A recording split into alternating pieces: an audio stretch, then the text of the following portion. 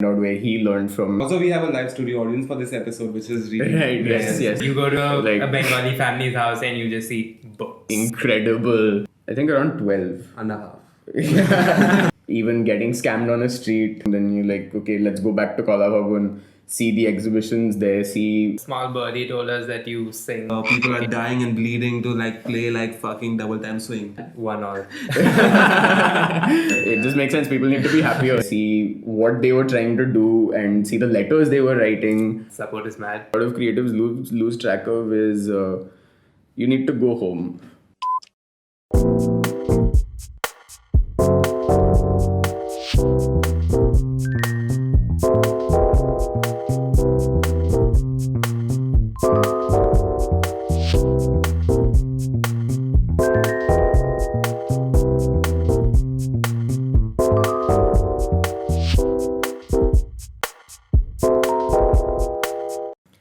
Hello and welcome back to another episode of Follow. Before we get into the conversation, we'd like to thank all our subscribers and viewers for constantly supporting us throughout. And please leave us some comments, suggestions, or any kind of feedback in the comment section below, or you can send us a DM on Instagram. And if you like what we're doing, please subscribe to us, share our content, and follow us on Instagram as well. On today's episode, we have the man, the legend, the myth, Upamanyu Bhattacharyya from Ghost Animation, sort of like making probably his first podcast thing. Am I right? No, I don't know. Have you done a podcast before? Okay, this is my first. Yeah. Okay, yes. And we're so excited to have Upamanyu on the show. He's an amazing illustrator, animator, artist to say from Kolkata, and he's going to be taking through his journey through how he became an artist, how he started his own independent animation studio, and what the journey has been so far. Thank you, man. Thank you for doing this. Very great. So good to be here. Yeah. A lot of people are familiar with the kind of work you're doing and the kind of work your team is doing. I want to talk about where it all sort of start personally for you. Oh, good. So I was one of those people who was drawing forever, but not formally really, not in a art class situation, not in a sit and draw competition situation, but there would be a lot of copy work of the characters I liked and just drawing everywhere, notebooks and all that kind of stuff. And Throughout school. It was a bit of a problem. And after that, around, let's say in class 11, discovered that there was such a place as NID where you can turn this into a semi-formal situation for yourself, and so decided to apply, went there, and that's where it really took off because it was such a different space really, that completely different from the kind of schooling I'd had, which was kind of all over the place, grew up kind of everywhere. Where all did you grow up? So both my parents are doctors and they were training with the NHS back in the UK. Okay. So I was born in the building right next to where my office is now, and so a bit of a closed loop there. And after that, at the age of 2, we went to the UK. So we kind of bounced all around the UK back when the National Health Service was still a robust pre-Brexit body, and then ended up in Scotland finally. Spent the most time there, then came back to Kolkata, but again, very few years after that was off to Ahmedabad again. So spent a good grand total of maybe 5.5 to 6 years in Ahmedabad, including the 4.5 years at NID, and the on and off situation that I had between Ahmedabad and here in Bombay at that point. So that's how it went. Yeah. Okay. So what were your very early inspirations? What were the things that you actually copied and wrote, like you said, when you were younger? 90s kids, we grew up with a lot of Disney's best stuff. In a while, Disney did a lot of good stuff and then didn't do a lot of good stuff, and then by the time we were old enough to ask for Happy Meals, all the Happy Meal toys were there was Mulan coming out, there was Tarzan coming out, and they were all these incredible like visual things, like as in it's because of Mulan that we were like, okay, so China, what is China? Like, like tell me more about China. So like as in like it gave a very like large, I don't know how they did it, but like they ended up making a program of these features which had like, you know, very diverse cultural backgrounds as well. Not getting into how well or effectively or responsibly they may have done that, but it was good enough to get someone started, like a young kid started. Right. And like grandfather's house, so whenever we used to come back from the UK, there was like the grandparents' place, which was like and our own house as well has just been full of books all the time. Like it's been books, and we've been so more than actual visual inspirations, there would be a lot of actual literature that, like, whether it was my mother or my grandfather they would expose me to, and like it would become a mini project that, like, okay, there aren't pictures here until now. And then, so you kind of... Sweet. And this is because you come from a Bengali background, obviously, and like anyone from India would know that, like, the Bengalis are all about literature and arts. And, like, you go to a Bengali family's house and you just see books, right? Like, and I guess that's where it came from, right? I guess that's where the imagination also came from, maybe. I don't know, like, I mean, again, like, so like I said earlier, both my parents are doctors, and like, so even outside that, my mother did do a lot of, so we had National Geographic coming to our house. So, for example, a lot of the stuff I would do early on would be, there was some incredible photography in there, like, as in, you know, like an owl hunting slowed down, and it was like back then without as much TV and as much, like, as in the access points were subscription, like as in you would get a magazine once a month and you would see it, right? Yeah. And so it was like a very, so I would copy those. I would be like, this is insane, like multiple exposure photographs and stuff like that, which was all very, it was so shiny and nice. Like there would just be this fresh thing that used to come in every month. So a lot of like work that we see that comes from you right now is so highly influenced by like mythology, by like stories that of like folklore or pop culture that you incorporate in your illustrations. So has this practice always been there, where you've taken this like heavy storytelling and reimagined in your own way? Right. I mean, so especially after like a more formal training in animation, then what things like pop culture or whatever it is, they become a good excuse to practice. Like they're characters you already like, but like you might have minor disagreements with the way they're portrayed or whatever it is, or you think you could do better. Like, so you kind of just step in and like you practice a little bit, and it's fun. It's fun, and people know those characters already, and even from the folk art point of view, yes, there was a point where so by the time I left NID, I think by the time I joined NID, I'm sorry, the largest artistic influence, very funnily, might have been Horrible Histories. Because have you guys read the Horrible Histories books? They were absolutely incredible books, which like had a very subversive version of world history, but heavily illustrated with sarcastic cartoons. Oh, nice. Okay. And yeah, it was really nice. Like so that was largely it. But then that plus a little bit of, I think, Calvin and Hobbes. I used to like the way he used to draw these frustrated faces and like one line across the mouth for like but after that, especially when it came to now time to start making films, and when you do decide to make a film, like you're committing a very large amount of time, effort and everything to telling a story. So the visual vessel for said story needs to be something you can call your own. It needs to be, because like otherwise it always will feel like half a version of something. Exactly. So at that point, approximately the 3.5th, fourth year, going on fourth year of education, it's when I decided to go home, visit Shantiniketan and all of these places which have actually generated art movements from where I'm from.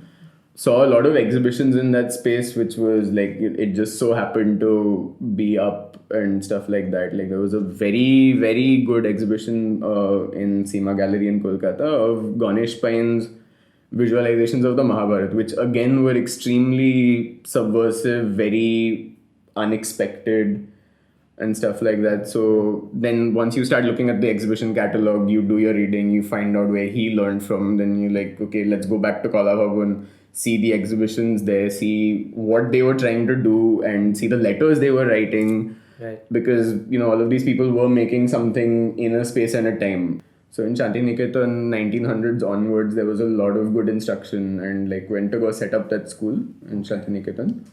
So there's a lot of very good, like they decided that, okay, we need to start an art movement from scratch. So instead of copying Western masters, how do we apply our mythos, our way of seeing the world around us, and like, as in drawing usually originates as a response, right? For example, there was a very small bit of writing by Nandalal Bose where he was saying that if you are to go out, students, and like if you students are to go out and draw a tree, there is no other way to draw it than from down to up, because that's how it grows. So that would not be that would be a way of seeing it that can only come from here, because we look at nature a certain way. We look at True. Yeah. So the fact that you were doing these reimaginations of stories, Right. sort of, you've also done a lot of book cover illustrations. So what is that contrast like? Like now having to encapsulate the whole story into one image that would convince someone to buy the book. Was that a battle you had with the publisher, or you were like, okay, this is one image, let me just bang this out? So again, like the best thing you get to do when you get to design a book cover is you get to read said book. Right. Like, so that's happy in itself. And then again, the art directors at most of these places, they're extremely capable, and they know what they're looking for, and they know what kind of feedback to give you, and they know why they came to you in the first place and what they would seek to extract to serve the book. So as in, even they're coming at it from a very informed space. Right. So when you throw out a few options, like, it just clicks, like one or the other will click eventually, and like that's a direction. So obviously when different people read different books, like a certain image will jump out as this is significant in some way, like your choice of image may not be exactly what the art department had in mind. Like the art department may have written to you saying that, okay, we would like to see or so and so. You can politely insert, deviate from it. Yeah. But of course, like again, when you are illustrating as a commission, you require to serve what the people commission need you to do. Like, so you have to trust their vision for it as well, and figure out why they're using what they're using. So okay, I want to sort of deviate from this topic a bit, and I want to ask you, what sort of music have you been listening to throughout? Like, sort of give me a space. Okay, this is going to be extremely underwhelming, but a lot of music that I used to listen to was just like this little stash of cassettes that we'd taken from India back to the UK. And those would be some modern Bengali songs, some old Bengali songs, and some extremely contemporary Bollywood music. So Chief Among which was probably like the Bombay album from Mani Ratnam's film. So that's the music largely when one was growing up. It was the same stuff on loop, and there was just there was classical radio there, which we used to listen to. There's Classic FM, which is still functioning in the UK. So that used to have a very good selection of orchestral Western classical music. Not that I can I can't listen to a piece and tell you that must be the second movement of whatever it is. But there was that, and honestly, after I went to NID, I didn't make very conscious choices about the music I listened to, and it was just largely what the people around me were playing, because I don't much listen to music when I work. So that's again. Did the music ever influence the context of your work? I can't say it did. a small birdie told us that you sing occasionally. Lies. Okay.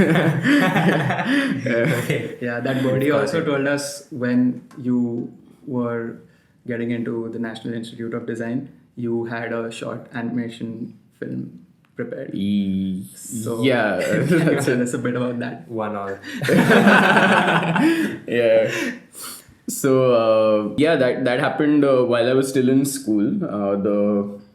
There's a animation company down south called Toons in Trivandrum, and back then they were collaborating with the West Bengal government to set up an animation training institute. So to promote that whole thing, they had this open call for stories, and like if your story gets picked, you will do a workshop and you will turn it into an animated movie. Okay. So I worked with the director from Toons and I wrote the script and all of that. But mainly, sure, there was a film at the end of it, it screened around and all of that stuff. Yeah. But it's the first thing that made it look like a legitimate thing to be doing. Right. Right. Okay. On Around what adult was this? time. What age were you? Oh god, Like 15? lesser. Yeah. Okay. Yeah. 30 I think around 12. and a half. Sure, let's go with that. Yeah. But that's insane to have like a bite of the industry at that young age. Yeah, it was really Yeah. good because like to see people actually making a living of this kind of stuff, and like they had the whole system around it. Like Right, there would be yeah. someone else coming in and a sound designer telling you what to do. So it was a very early Yeah. overall So look. So the fact that you were the youngest in your batch when you Yes, got yeah. into NID, like say 2 years younger to everyone around, did that like sort of change your relationship with your peers or the way you perceived your batch or the people younger than you? Oh, I older than hope you? not, because Right. like for me again, like I've been living with this in school. Like so for me personally, it didn't make much of a difference. But like as to whether that meant I was taken a little less seriously, like you'll have to ask my batchmates. I'm not sure. Like if Right. like, I mean, I'm talking about, did it affect you? Did it intimidate you that these guys were older and they had more time? Or no, it didn't. That didn't intimidate me per se. But when you turn up in a place like NID, what does intimidate you to begin with is like there is such a large group of people who have drawn for much longer than you have. Like, and by drawn I mean drawn seriously. right.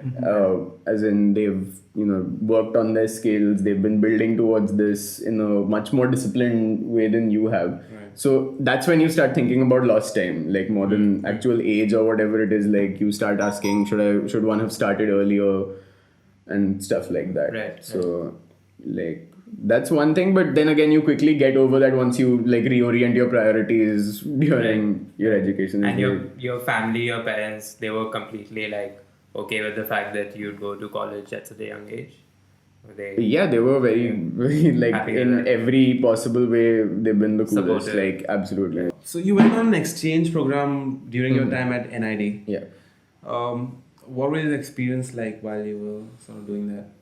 So it was quite mad, honestly, because like living outside Kolkata in Ahmedabad was one thing, and then when you just get thrown into another country where like they hate This was English Spain, right? speakers. No, this was France. Okay. Like, so where they all actively hate you for not speaking their language, like it gets a bit much. So like so of course like the college was great, like the courses were great, but what was really cool was like just being thrown into that kind of an environment and being expected to function yeah. like and so that was what's good for Yeah, because You- because exactly. Shan I So, was like, also you- in France, same situation. right. And the shocking thing was like I wasn't told before, but I was the only exchange student over there. That must have been a bit Yeah, like because initially I was told there were a few more, and all the classes were in French.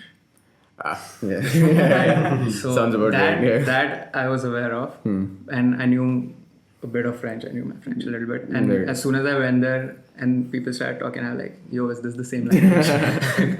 So it was Right. difficult initially, but then Yeah, I can slowly imagine. got the hang of Yeah. it, and But did that have like a huge role to play in the kind of work that you were doing? Did it change anything? Oh, for sure. Like, so mainly when you're staying in a space like that, like, actually when you travel in general, like, you just see a lot of stuff which I mean, even if you end up sketching it or not sketching it, even if you just end up standing and staring, you pick up. And and again, the community there was a very good group of people. They made some extremely experimental films. So in NID at least, we had a fairly narrative driven, as in, acha, so what is the story? Have we resolved the story? Have we all of that stuff? But here was a group of people that were in it for the experimentation. There's a friend of mine over there who actually picking up from your problem of the classes were in French. We had a few classes in French, and she was the one who would live subtitle for me in English, by writing it on a piece of paper. She was the best. And she ended up making a very interesting film about the legend of Jonah and the whale from the Christian mythology, except she flipped it around and Jonah went in as a believer.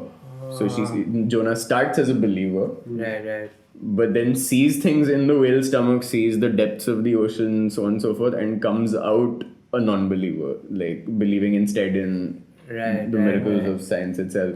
So as in, again, they come from a certain cultural background, and it's very interesting to see how they decide to retell their story. Exactly, because the only precedent I'd seen up until that point was, okay, how do we retell our myths? But but not only that, but how do they add the layer of experimental technique to it? Because again, what we've seen over here is, okay, how there is a certain design to it already, and there's not much experimentation as to how we want it to look, how we want it to feel. The characters are fairly monolithic by this point. They don't alter beyond a certain point. So that was. So from that point of view, it was really, really interesting to just be with these people and And at that point, did NID have a proper structure system for exchange, or NIDs had a fairly structured exchange system for a very long time. So it was easy for you to sort of maneuver around doing the exchange program. It wasn't an issue.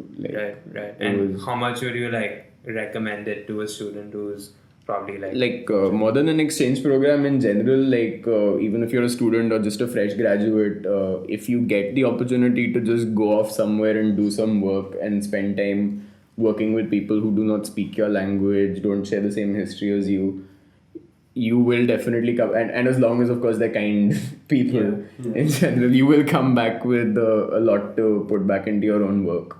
Just not tangible, but experience. As in, I will not be able to begin explaining where it might as in it might be even getting scammed on a street.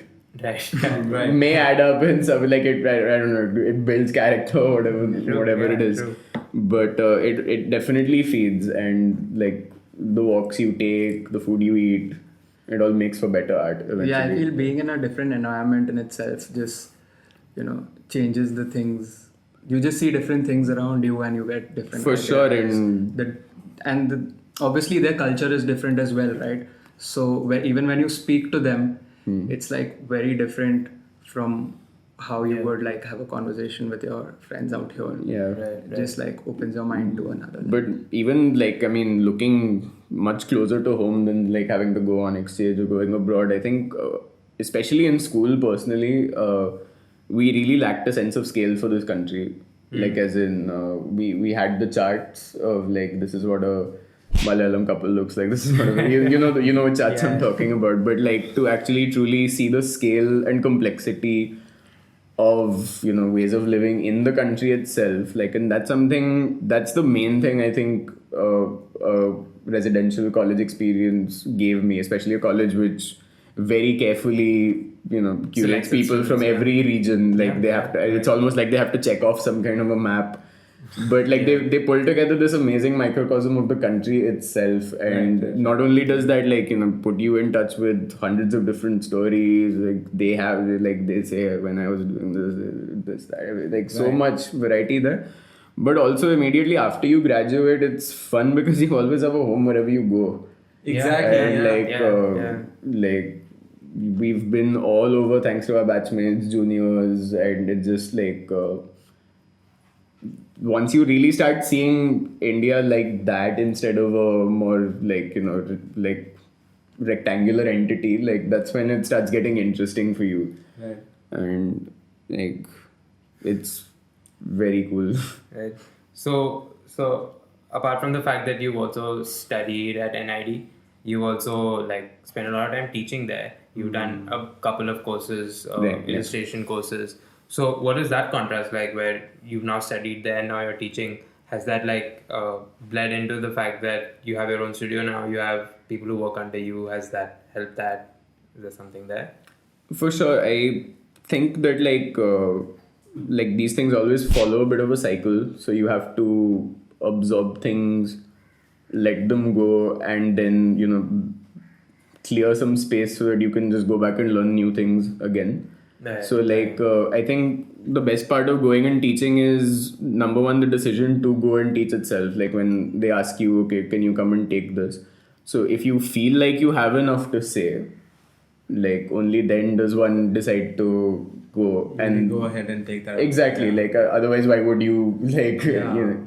And then after that, what that really does is like the interactions with the students are incredible, because you start rethinking everything Yeah. while you're looking at In order to explain it to them how you see it. not just that, sometimes they just require minimal explanation. They just you just need to converse with them, and it's fascinating to just see them do their thing. Right. Because again, I cannot emphasize this enough, they've lived their lives up until this point, and everything they're doing now is informed by that. So like when you're in the role of a facilitator, you're helping unlock that and turn that into work. Right. Right. So, and when you see that happening, you're able to kind of, plug it back into your own trajectory and be like, am I doing it right at all?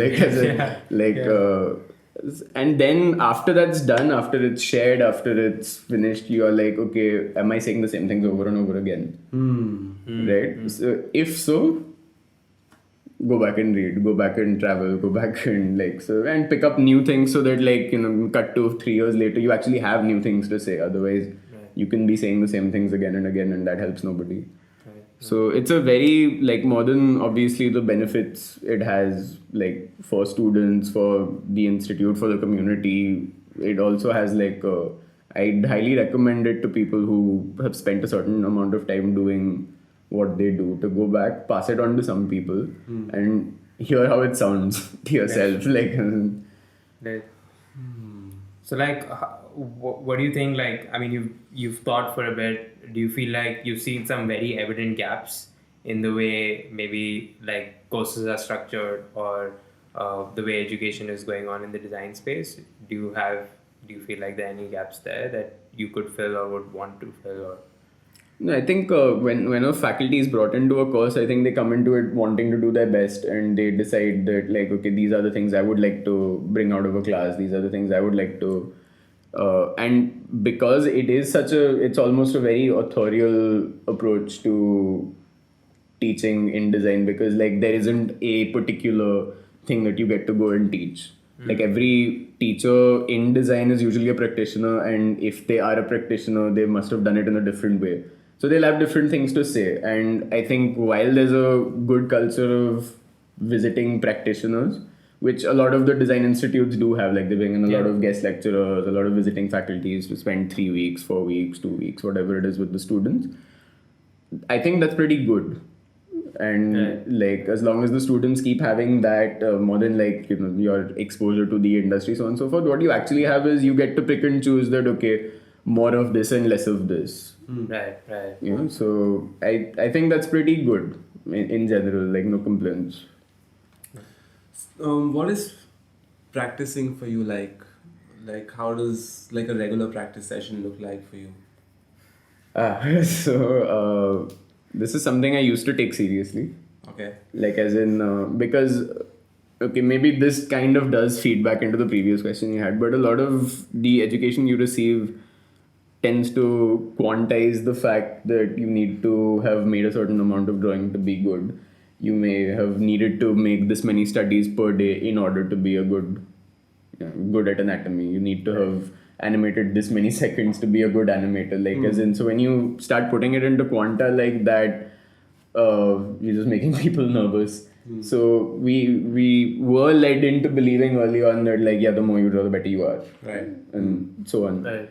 But again, what I did feel was much better eventually was that like just not to take it as seriously as they would have you, but to do the things around it that you would rather do. If you're facing a block, don't sweat it.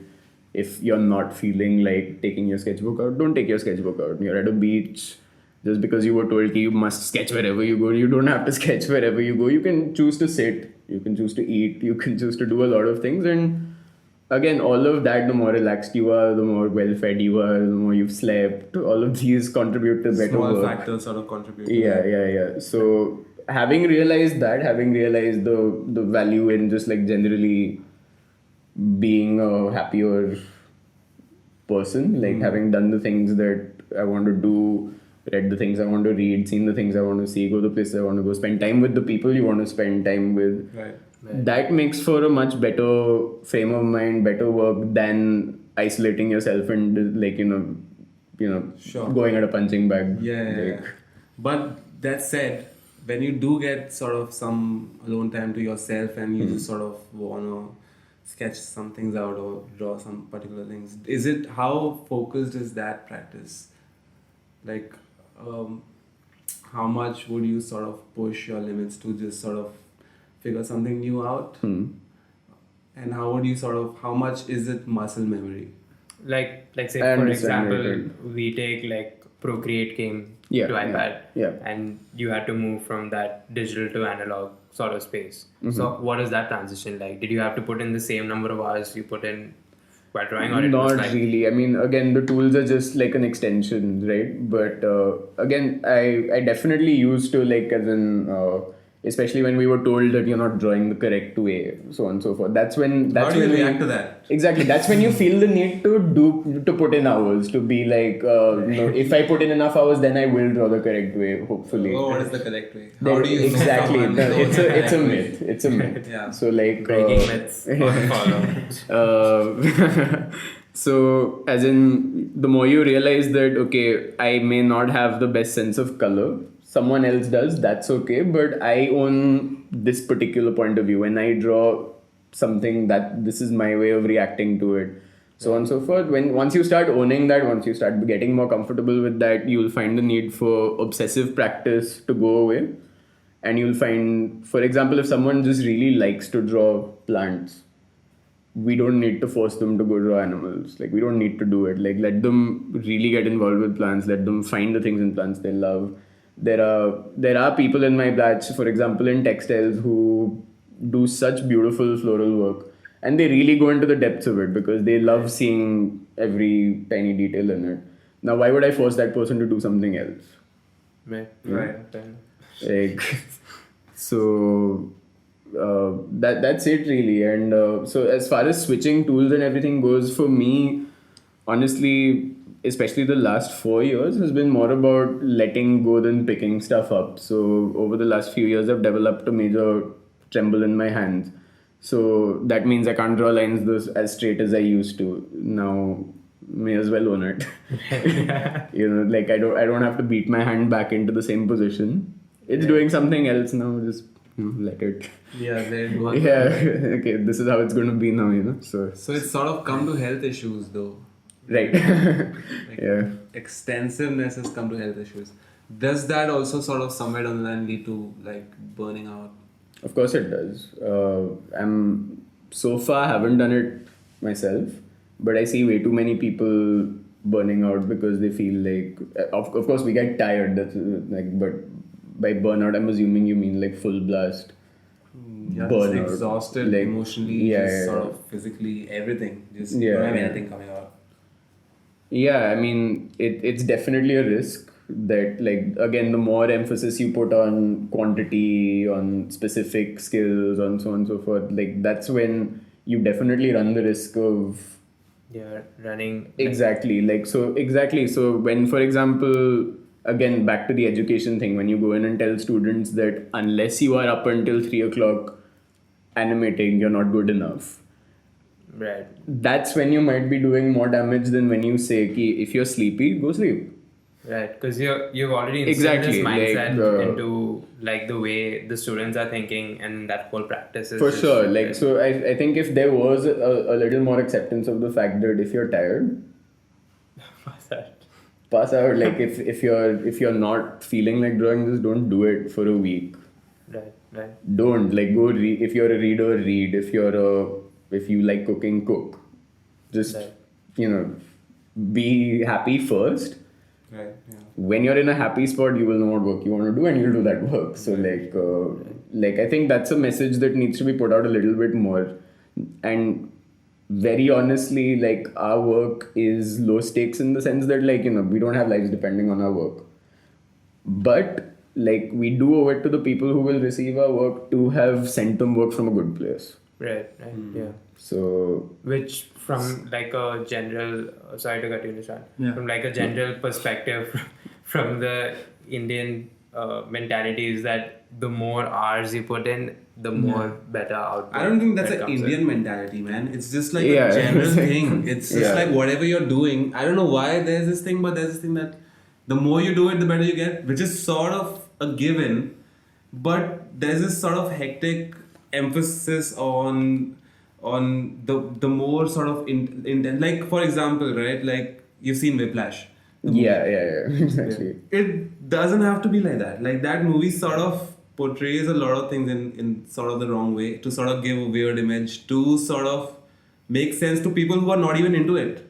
And people from the outside sort of see it in a way which is this hectic, intense thing, and people are dying and bleeding to like play like fucking double time swing, But it's not that way, and a lot of times this happens where for any medium you take it, like I'm just giving you an analogy for this, but it's sort of portrayed in a way where it's put like if you sort of don't do this, they're gonna be shit. And, you hear that a lot, yeah. And a lot of times, the sort of guidance you get towards it, the sort of teaching and people like who are mentoring you, sort of, if they're sort of good, they'll sort of guide you in the right way and sort of mentor you in the right way. But a lot of times, it's just physically exhaust yourself until you burn out. Yeah, I mean, we can do better now. Like, as in, I think we can do better than that. Like, but that does happen in every field. It does. It's not just design. It's a lot to do with the kind of guidance you're also given, because guidance is very important in whatever you're doing. For sure. And someone who's sort of already nailed it, just to sort of getting an insight from them to do what they did. Basically, it's you learn a lot of things the hard way, but there are a few things that you can avoid just by someone's insight, because they've been through that, and then they can be like, yo, just don't do that, because you can do it this way and it'll be better. Yeah. And you don't have to learn that particular thing the hard way. But I feel like a lot like that has to increase a lot more just to create a better environment. For sure. I mean, goes without saying, like, we have tried that a lot. Like the hard ass method of we've applied it to everything really, right? We've applied it to our engineering schools, we've applied it to our med schools. I think it would be interesting to see what happens if you when people start coming out and experimenting with 4-day work weeks. Right. I'm curious. I'm like, why do we have to do the 6-day work week? Right. If people get more time with their families, what happens? Like, I'm actually much more interested in that kind of stuff. This does sound contradictory in some ways because I am known to spend a lot of time doing animation but again, that's because it is something that very directly truly makes me happy. Not because and it works for you that way, right? Exactly. Like when I'm doing that, it's the equivalent of someone playing their instrument because they like it. Like, right. So do you ever take time off from sketching? Frequently, like especially over the last few.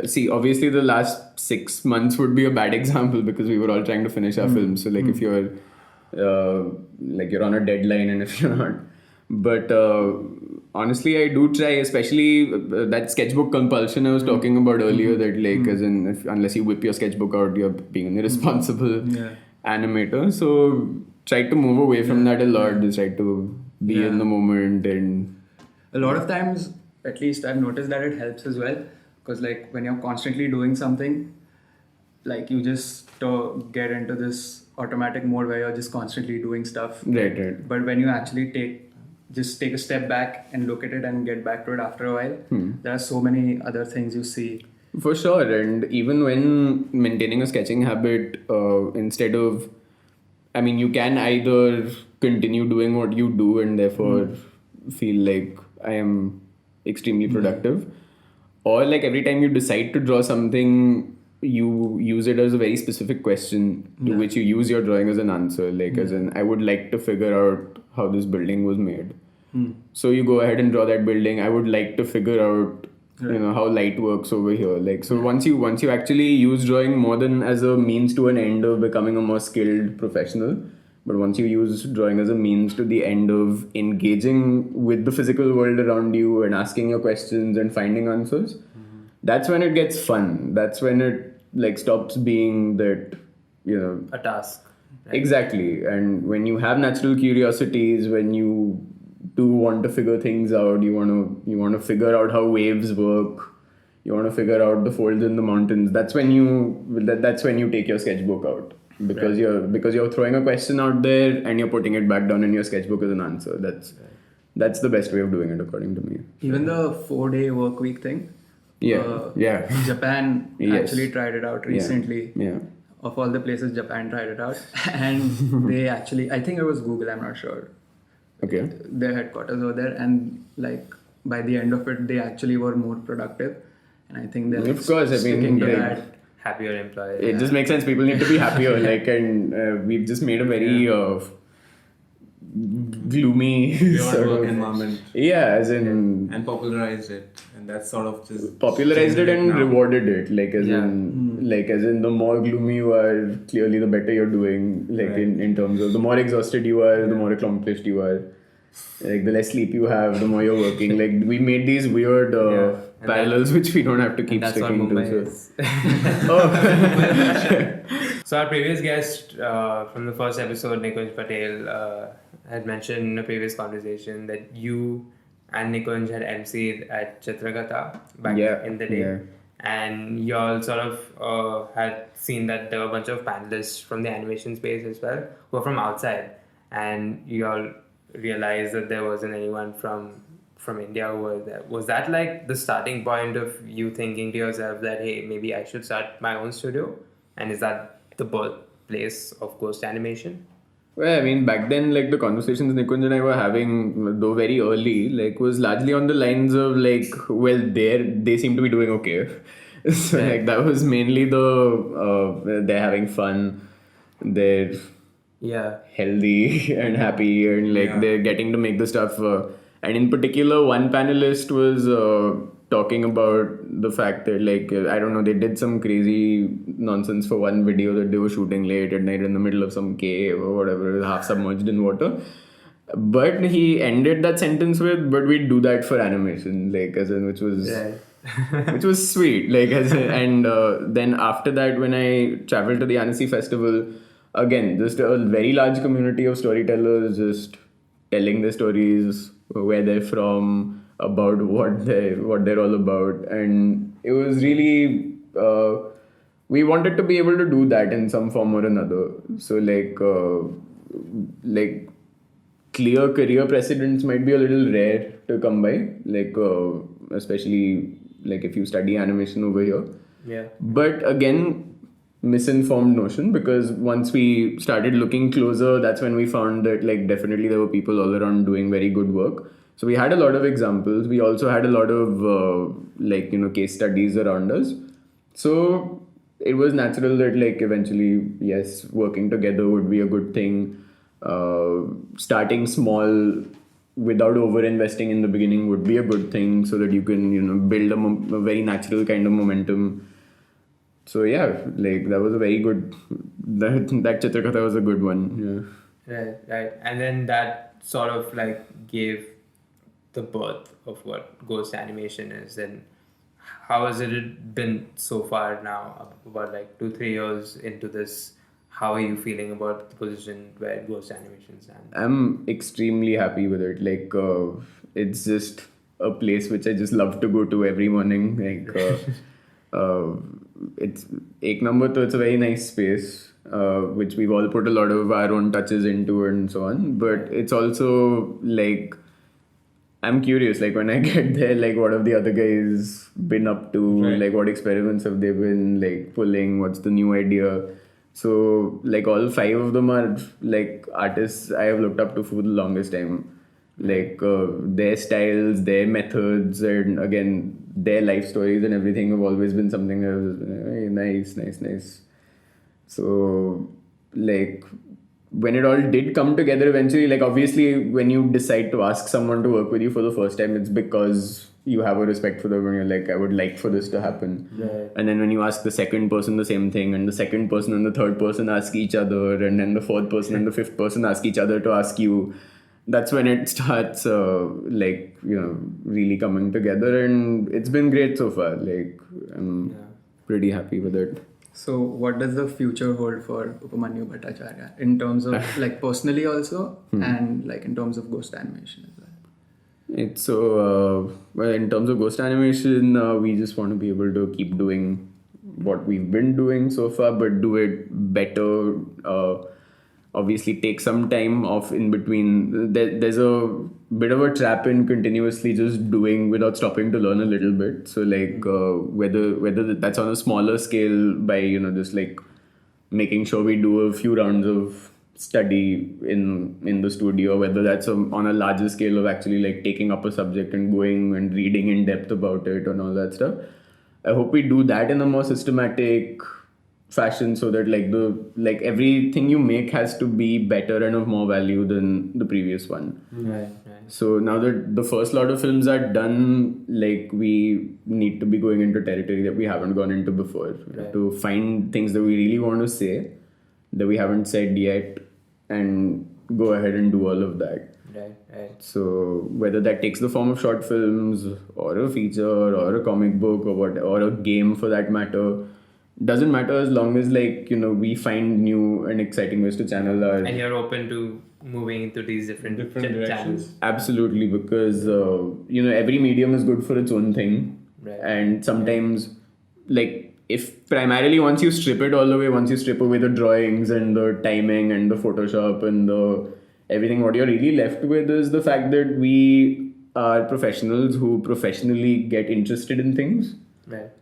And you know, just try to convey those fascinations or, you know, feelings to other people. That's what we do. And a part of that job would be to assess that is this the best media to do it in? Right. Is this the most effective vessel for said fascination? So like if you think that, okay, this story requires involvement to the extent that the person experiencing it should be able to affect the outcome, you get a game. Right. So like again, like your choice of medium obviously gets better as you go along and you experiment. You may very likely make a lot of mistakes along the way. Right. But even if that mistake is made, it exists, and that's of more value than if it didn't. So And in terms of like, I mean, you all are probably one of the most exciting collective out here in the country. Do you like look at collectives outside and sort of position yourself that, oh my God, look at these collectives working outside? Are we like picking up from them? Are we communicating with them?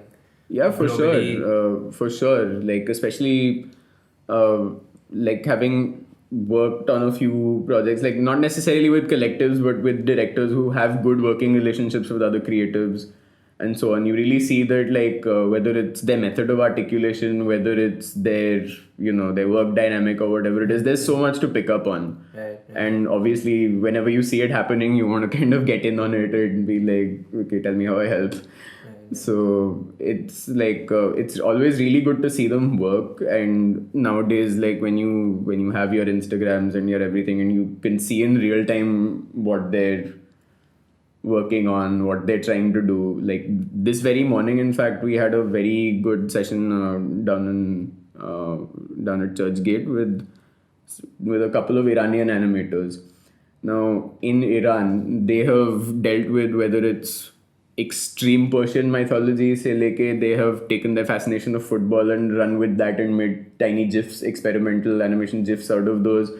Two, they have created a character which is now a game and a TV series and a comic book and whatever it is. So, as in, that's the thing. Like, you can just, if you get together and you decide, and get together is the key part in that. Like, it's unlikely you'd be able to come up with all of this alone.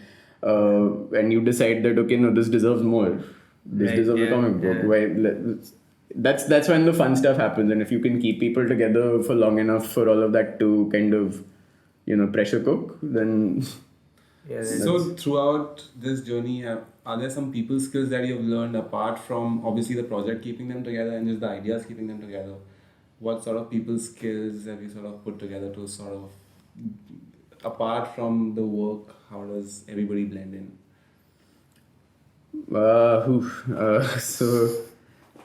So I mean, obviously, when people are, whether it's someone else's idea or their own idea or whatever it is, like, at all points, I think to keep people together, they have to feel like they own something. So, like, by owning something, I don't just mean like they're literally a part of the legal paperwork, but like, as in, one constantly has to like have a balance of ideas in a space, especially when it's a space with 6 equal partners. So everyone should have the opportunity to express what they want to do, and one must have the interest to go along with that. And the good part is, it's by default, whatever these guys come up with is by default exciting. So you're just like, yes, let's go make that. Go with this. Yeah. So I mean, if you like, there is a lot of talk out there that like groups, they don't last. One can't tell the future, but like, I think a lot of the time, a lot of like, this is what I want to do comes in the way. And once you start doing too much of that, you stop seeing the larger picture of what it could be had you took some time out to contribute to something else. Right. So like, even if I don't know, game development, I've never played very many games, but if there's an interest in the studio to go do a game, I would not let my incompetence get in the way of me being helpful in some way, because I'd love to learn from that. Yeah. And you never know where it could go. Exactly, like, it's really exciting that way. Sweet. So to sort of sum it up, like, we have a lot of young listeners out there. Are there any tips for any of them who want to even like scratch the surface of becoming the next Upamanyu Bhattacharyya? Yeah. Is like a couple of tips, maybe something that you'd want to give them? Even apart from that, like, just apart from just the animation bits, like, do you want to add something just as a creative, just as a person, like, just some tips that you want to give out, what you've sort of learned throughout whatever you've dealt with right now, and that could help people in any way? I think the largest thing which I think a lot of creatives lose track of is you need to go home sometimes. I know that sounds very like off or whatever it is, but it's once you go home that you discover your stories. It's once you call your parents and ask them what was your life like, like, that you discover where they came from, and therefore where you came from. And I think too many people are making too much work without first being cognizant of what they are all about. Right. So, I mean, obviously the work follows, like, whether you decide to take your context and your story and your baggage and turn it into paintings or music or whatever it is, that's fine. But I think too many people are so eager to leave home and, like, see what else is there, that they forget what it's like to actually Be home and actually be responsible for people and, make sure that, like, you have time for the people that need you. Right. And that may not sound like a work-related thing at all, but like, trust me, it is in a way. Like, I discovered that, like, once I was actually available for people instead, as opposed to isolated, I was making better work. Once I actually went home, whether it was like literally the artistic front, like as in the Bengal School of Art, so on and so forth, whether it was that or actually like just being in a space which I can call my own, which I have some claim to like that's when I started making my better illustrations, according to me at least. Like that's when it got interesting. That's when I was being able to say this is my thing. Right. So like as in that whole, I think it feeds deeper into that whole sense of identity, this, that, everything. But like we are all like little icebergs of everything that has come before us. So like unless we go home, look at that for a little while, the work we make will always be a slightly lesser version of itself. And the skills will follow, the tools will follow, the color will follow, the edit will follow, everything. It falls in place. It falls in place after a point. And that's all I have to say on that subject, really. So I mean, we have one last question. This is the golden question of the show. Upamanyu, do you name your layers where you work on Photoshop? I do. Yes, I do. I sometimes give them cute, fun names. Like as in, depending on what it is, like sabse mast layer. Okay, that's it. Okay, on this note, like to thank you so much. Thank you so much for having me. You guys for being here, man. Staying up so late with us on this long production day, but like I think there's like a solid conversation that we had. Conversation. Also, we have a live studio audience for this episode, which is really right. Yes. Yeah. Thank you guys for being here. And like the first time we've had a live audience set up, and it's great. Support is mad. And I mean, we can't wait to have you come to the show again. Hopefully, the next time you're for sure. This was really good. It's so good of you guys to like pull together conversations like this and put them out there. It's extremely valuable. Keep at it, and like I'm waiting to see the episodes after mine. Like for sure. See how it goes. Like that's what I'm more interested in. Sweet, yeah, for sure. So on this note, I'd like to thank all our viewers for sticking through to the whole episode, because I know you did. And before we end, we'd love for you guys to like, share, and subscribe. Follow us on follow on Instagram, follow Upamanyu Bhattacharyya and Ghost Animation on Instagram, and keep showing us your support, and we'll see you on the next episode. Thank you. Yes, thank you so much. Thank you. Everybody just got up. Yes, time to go. Oh my god.